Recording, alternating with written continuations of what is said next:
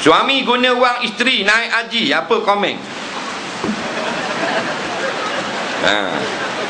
Dia guna wang isteri dia, tak ada masalah. Wang isteri ni kalau dia bagi kat suami, halal tak suami guna?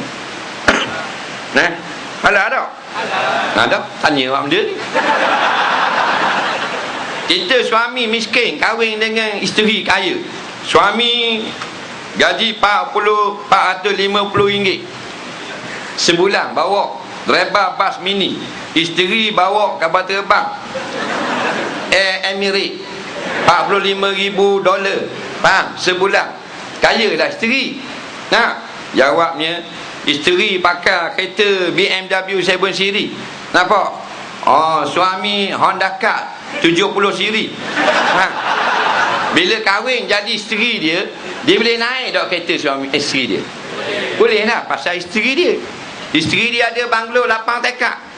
7 orang duduk, 1 tekak burung layang.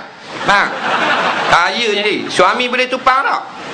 Boleh. Apatah lagi kalau wang isteri bagi ke suami. Nampak? Boleh tak? Tak ada masalah. Di Terengganu ada seorang perempuan, dia kahwin dengan budak muda yang tak ada pekerjaan. Dia mau lewat dah 39. Dia suruh orang cari jodoh, dapat seorang orang muda, tak silap umur 24. Budak ni tak ada kerja, dia tanggung budak ni. Jadi isteri suami dia. Perempuan ni gaji dia basic RM450,000 sebulan. Faham? Rezeki dia. Betul tak? Hadiah anniversary setahun perkahwinan Nissan Skyline GTR 35. Ni cerita betul. Cerita betul. Baik punya bini. Faham? Dok dang kaku.